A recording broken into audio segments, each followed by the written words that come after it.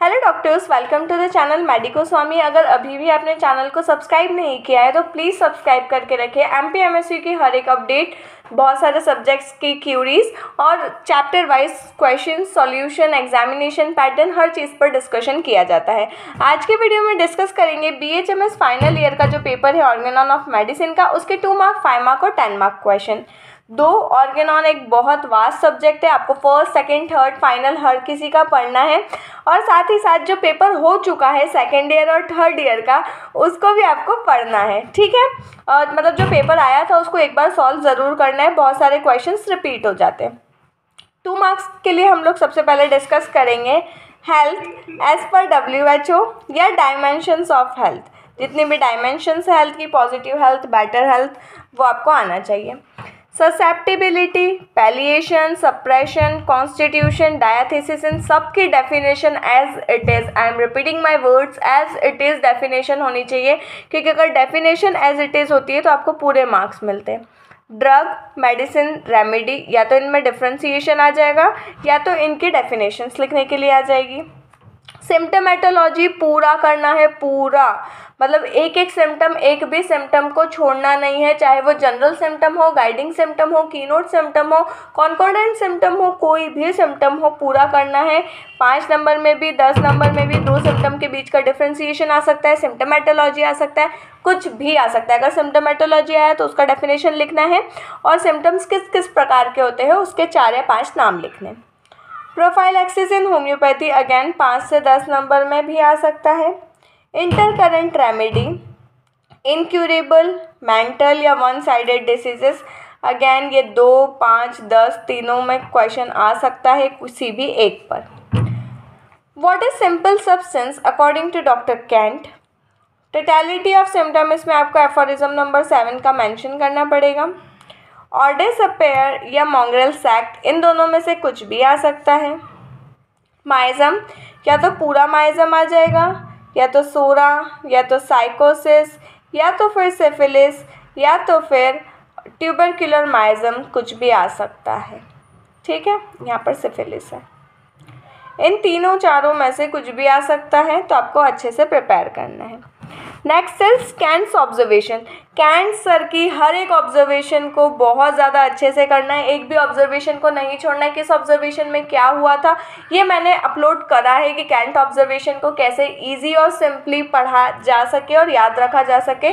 अगर आपको उसमें अभी भी कोई कन्फ्यूजन है तो कॉमेंट सेक्शन में बताइए, हम लोग एक नया वीडियो लेकर के आएंगे कि कैंट्स ऑब्जर्वेशन को कैसे ईजीली और सिंपली याद रखना है।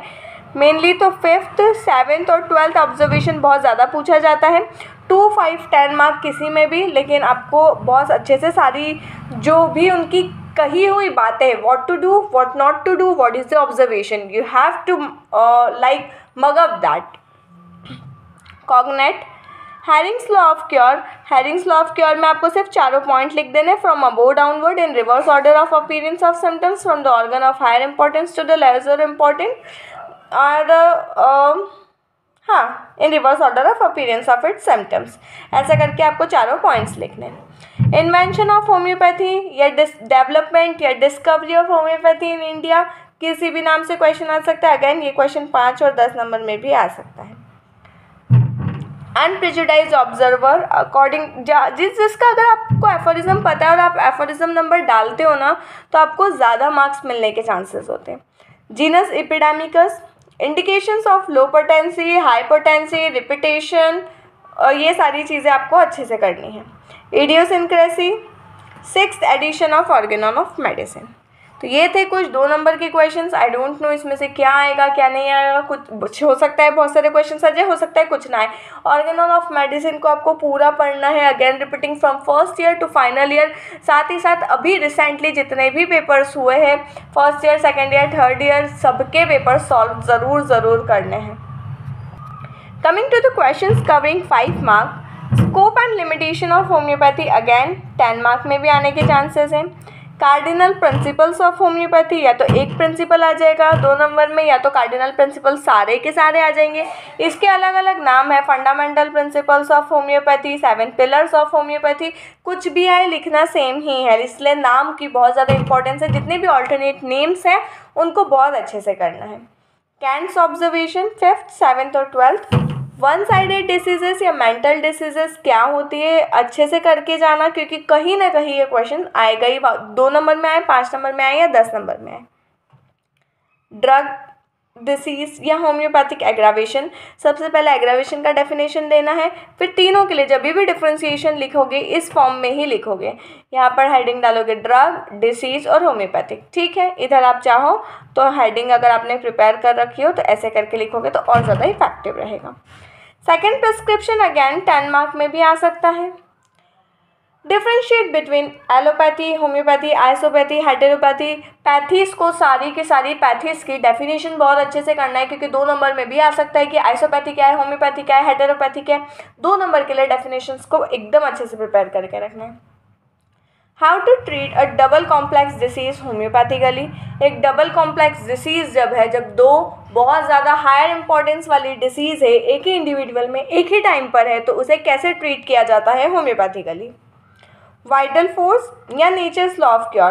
अब नेचर्स लॉ ऑफ क्योर में सारी चीज़ें आ जाएगी। When 2 similar diseases meet together, when 2 dissimilar diseases meet together, complex disease, multi complex disease. इसके अलावा difficulties on depending upon nature, why we should not depend upon the nature, why medicinal force is greater than the natural disease force.